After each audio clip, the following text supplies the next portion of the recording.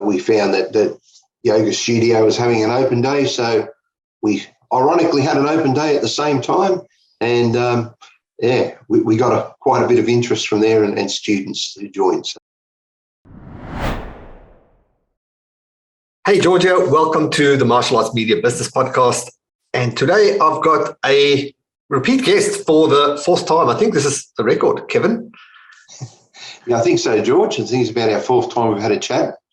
So just for recap, way back, this goes a couple of years back, episode 20, we spoke about 100 new martial arts students in 5 weeks without sleazy sales.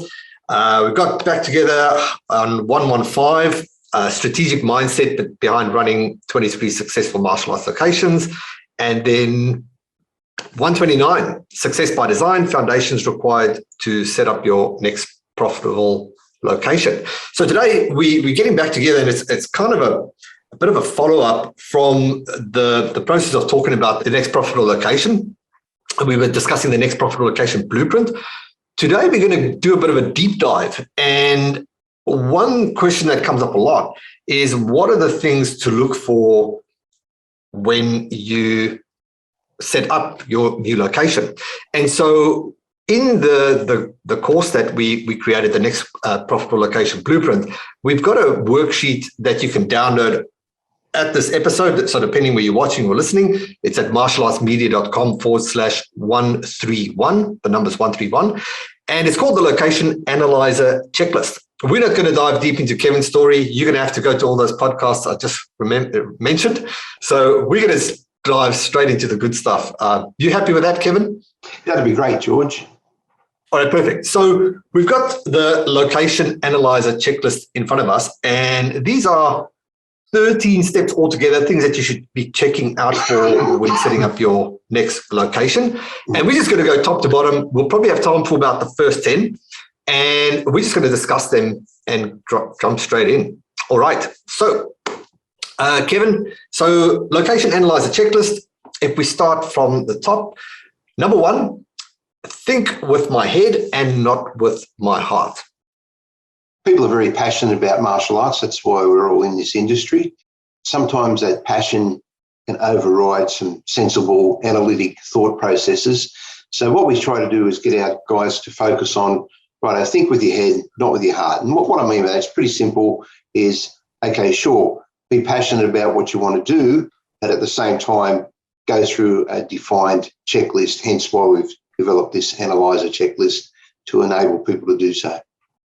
Where are areas that you might get, like, let's say you find this location, and are there sort of certain elements where the love and the enthusiasm can take over and you can step into the wrong environment really, really quickly? Yeah, I found, and not only within my organisation, but many people around the world I've discussed this with, is that they may get something well within their budgetary range, for example, but later on they've got to pour so much money into advertising and promotion.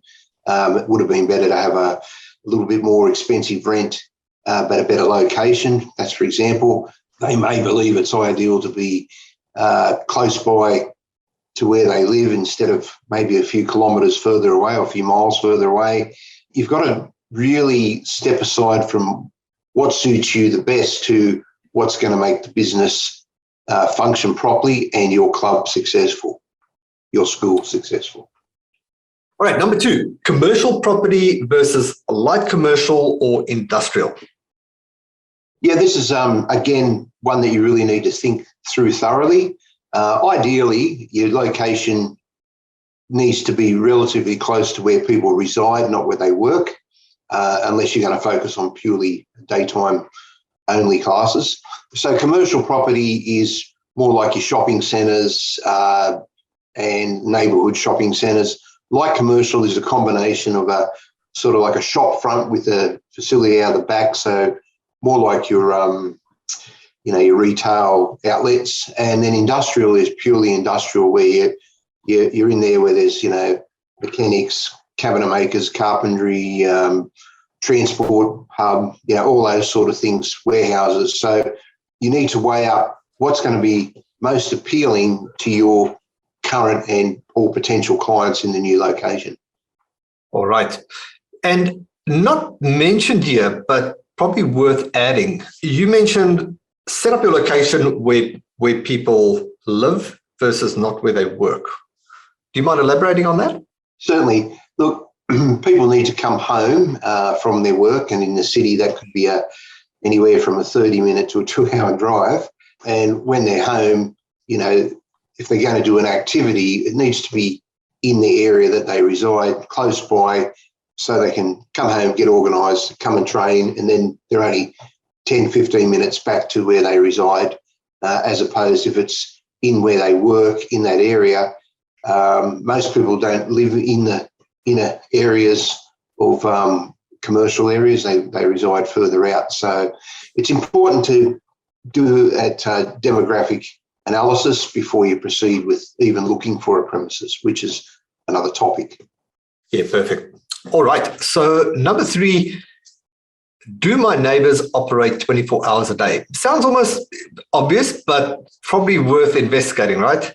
Yeah, very important. I found an ideal location at a city, and I thought this is great, but then I realised that nobody went home at 4:30 or 5 o'clock in the afternoon. That the business kept going and going, and I drove there one morning early, and they were still going. So they had 3 8-hour shifts, and it was a light industrial place, and noise was continuous, traffic was continuous, and it was just unfortunately not an ideal location. So depending on the nature of the business, George, that's the key thing. But however, importantly, you need to identify, is it going to be operating 24 hours a day instead of like between 7:30 to 5:30, as most businesses do. Are there any businesses that are complete no-go, that if they within close by neighbours, that you avoid? Yeah, look, if you share a combined sort of, I suppose, car park space, and they're a heavy transport company, they're coming and going all the time, you've got to think about, safety of your students coming and going, the hours they come and go. It's dark when they leave from training. Is it well lit? Most importantly, which leads into our next point, is that, is it a business that creates a lot of dust, like a tyre place or a carpentry shop or metalwork? Is that going to float through and into your beautiful new setup and your mats? So, I mean, these are pretty much common sense things, but sometimes when you're leading with your heart and not your head, these are overlooked. And it's not until you're entrenched in and embedded in there that you come to the realisation that, hang on, this is not very, I'm constantly cleaning the mats. I'm, constantly cleaning my pro shop, my waiting area, my office. So, you just a little bit of research makes a big difference in the end. Perfect. And so we combined number 4 there, dust in the air being generated by neighbours. And I guess if you really, just as you emphasize point 1, if your heart's so into this place, it's easy to make that thinking, yeah, okay, but we'll be okay. Not always. Yeah. And unfortunately, not always. And if you're locked into a 3x3 lease, which is, 3 years with an option for 3 years, that's the minimum I suggest also, is that, 3 years minimum. That way you've got a bit of an out in case things don't quite go as well as you anticipated or in that particular area. And we need to look at, is the environment great for students and parents? And this is a really big one, is that don't go there during the middle of the day when everything's, seems to be going along. You need to go there at your ghost timetable time. So, you need to set up a timetable that you're going to run in that area, and you need to look at, getting to the facility, what's the traffic like in that area, and is it well lit for night time, as I mentioned previously? Is it more, is it parking space? You could, does mum and dad have to walk more than, 150 metres, It's not suggesting they're lazy, but it becomes, a burden. Anything that's a barrier for the students, you want to, and the parents especially, you want to make sure they're eliminated. So most importantly, is it safe, well lit, easy access. Right, perfect. So and I just want to just define the points there. So number 5 was, is the environment great for students and parents? With that, number 6, enough parking. And number 7, is it safe? It's all integrated, but enough parking is probably the key thing before you can even proceed with the location, because various council or municipalities have various requirements with parking, and that can be crucial in you even being able to use the facility. So you need to investigate that thoroughly, and enough parking for your students and the parents during your go time when you're operating at the most.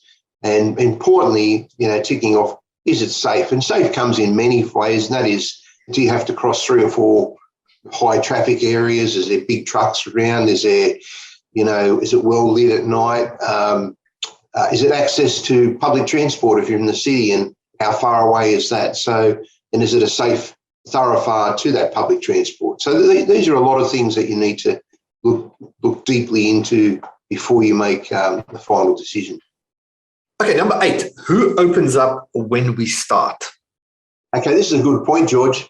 You need to look around what other businesses are either operating or opening at the same time you start. Now, when I say start, I refer to your actual afternoon, evening class times. Generally, depending on the area, if you're in a light commercial, most businesses will be closing down. But not only that, some may still be open. So this can be a little bit of a draw for parents if they know that, there's not far away, they could do some shopping of some descript whilst their child is participating in a class. You just need to go there at the time of your ghost timetable and basically just see what happens. Yeah, one of my friends here in Perth, they've got a big location in an industrial area, and they've been growing and growing and growing, and they at this mark of 600, 700 students. And the biggest war that they have right now is council and neighbouring businesses that are trying to do everything to shut them down because they just take up all the parking. He's offered to buy the building next door at way above market value, and they just refuse. But it's I think it's really something to consider, the capacity of right now as well. This is what we aim to, this is the amount of students we're going to have at this moment. But if we scale to a certain point, what's going to be the complications of that as well? Okay, well, yeah, that's a good point. And there's a number of cases where we can't open till 4:30 p.m. as part of the council approval, because I went and seen the other businesses and say, what time do you finish? And they say 4:30 to 5. I say, well, look, we've got people coming in, and I set down the details of what time we open and shut, and they were quite happy because at 4:30 they were shutting their doors and we were opening ours. So it really wasn't taking up that parking space, especially in a big shared area, in your light commercial area. Like it's like a big U shape, and it's usually got hundreds of car parks. And you certainly don't want to be taking that. The only guy that was a bit sort of iffy was a pizza guy, takeaway guy. But when I said, "Oh, look, our guys are going to be hungry," his eyes lit up, and so he was become a friend. Because I said, "Well, I'm going to be generating new business for you." So you just need to make sure that you find out who opens up and when you said your start time. That's for sure. Perfect. I think we can sort of add to that. We will share the bonus at the end that elaborates on this, but I think it's worth also considering who your neighbours are and how can they benefit from you being where you're at. Well, certainly, I've got plenty of stories about other businesses that are very happy that we're there. They've even decided to keep their business open a little bit longer in the afternoons to enable some of our parents and students pre-class to go there, and that's like a coffee shop, so there's a whole story in that. But that's one example. There was a retailer down the road which was sort of like a convenience store and just had a few grocery items, and he said, "Oh, I generally close at 6 p.m, but now I'm closing a bit later because you're here, because people are coming down and grabbing some grocery items, so you form relationships in your area. Excellent. Okay, so number nine is sort of merges with number 8. Visit at the times when I will be open. Yeah, as I've mentioned a couple of times now, George, it's really important just to go there and park across the road or in the car park and, do a bit of work on your laptop or your device, but just sort of keep an eye on who's coming and going and get a bit of an idea. And you'll see the car park empty quickly at 4:30 because the staff, they don't want to be hanging around. So, or conversely, if there's another, like a gym in the area, wow, it's filling up really quickly at this time because, people are coming to use the gym when they knock off work. So you just need to just go and see what happens in the area. Also, it's an important thing is if you drive into the area, what route can you take and how long, how heavy is the traffic in the area at that time, or distance from public transport. One of our Sydney locations is directly across the road from the train station, so it's perfect time, so it just depends on the area. So go there and have a visit. Perfect. Cool. Number 10, will parents be inconvenienced? Yeah, this is a tricky one, and that is if they do work further away, come back, and they've got to get the kids to class at 4 p.m. or 4:30, you need to be really mindful of what happens in that area.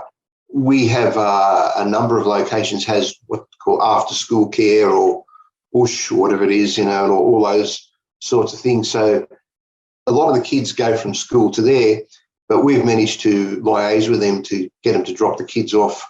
They pick them up from school, they spend an hour at their facility, and then they drop them around in their bus to us, which is a real win because we netted a lot of children out of that one particular location because the guy there was, they're under our care, but we'll drop them off and the parents pick them up directly from us at, 5:30 or 6 o'clock when they get home. So that's, again, about forming partnerships and seeing who's in your area.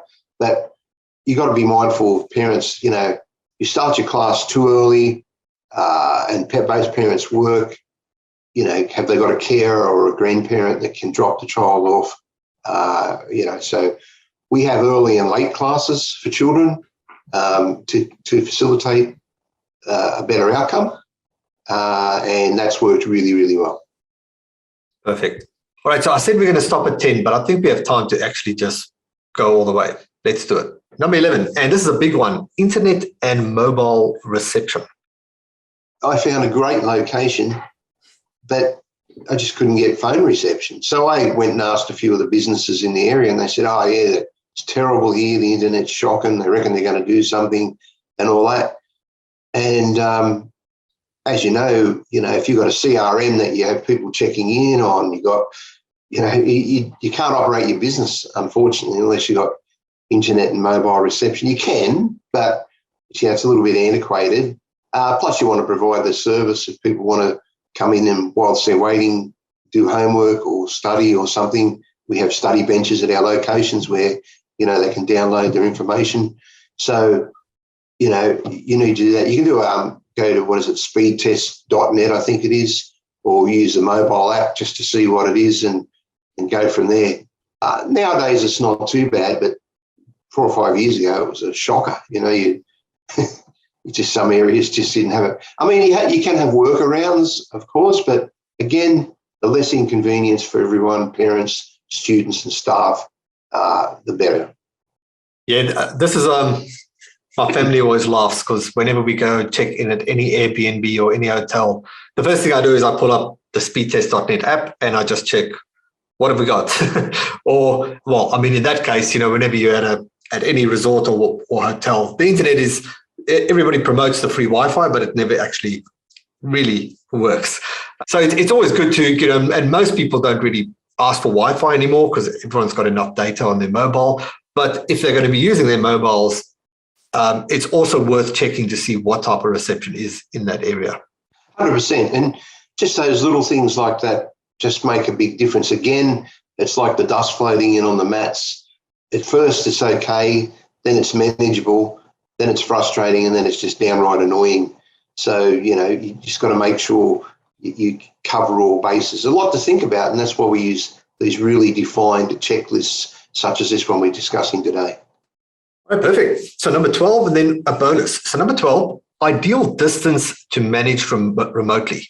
Minimum 30 minutes away and maximum 60. There's a lot of information here, but just an overview for everyone, George, is ideal distance is 30 minutes away from your current location if you're in a big town or a city, or if you're in a country environment where you have one city and then another one, and you're going there a couple of times a week, or you're going to manage it or whatever, or you've got current staff travelling down there, the maximum you want to be 60 minutes away, but you need to be at least 30 minutes away from your current location. Otherwise, you'll have people scavenging, your current location, depending your arrangement, so if it's going to be under license or if you're going to own, operate, or partnership. So you need to look closely at that. So, it works quite well if you own both locations and they're relatively close, and you've got a big dividing thing like a major highway, and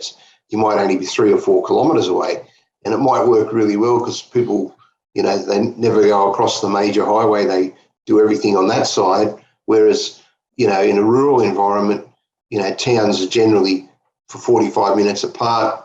And as you go further out in the country, that gets further distance apart. But in the city, 30 minutes from your location might only really be 6 or 7 kilometres, but it's far enough away for a new lot of students to come and join there. Yeah, perfect. So for that number 12, thanks for the context. In the next profitable location blueprint course, we've got a module that goes through a bit more in depth with this called the location identifier. All right, and then the bonus. Are there any businesses that already serve my target audience? Gyms, yoga, and so forth. This is a really important one. A lot of people get concerned in our industry about, there's a gym across the road, or there's soccer fields, or there's hockey fields, or, netball courts or whatever. To me, that's great, because that means you've got active people in the area. We want to have more of an audience. So if you've got a martial arts facility, big signage, looks quite clear to see, and you've got netball courts, then adjacent to that's a soccer field, rugby league field, AFL field, and you've got field hockey. That's great. Or if you've got a gym just across the way, yoga studio, Pilates studio. Now, some of those people may not necessarily want to do martial arts or want to do it immediately, but they might go, hey, this is a great idea for my son or daughter, or someone they care for, and they may drop them off while they go and do their workout. So we've got a situation in one of our locations. There's a gym. Well, there's actually 3 gyms within, you can throw a tennis ball. They're very close by. And we're finding a lot of people are starting to, make inquiries. We've only been there for a little while now, but they're starting to drop their child off and go and do their workout. So, it works really well. And in due course, people start doing the martial arts, and then because it's, goal orientated with belts or other mechanisms to measure graduations, you find that they find that a little bit more exciting to do than just going to do yoga or to the gyms, which is great facilities in a good location, but it attracts your sort of client, and then it's a case of making sure, there's opportunities for them. And also if the gym's having an open day or whatever, you can jump on the back of that.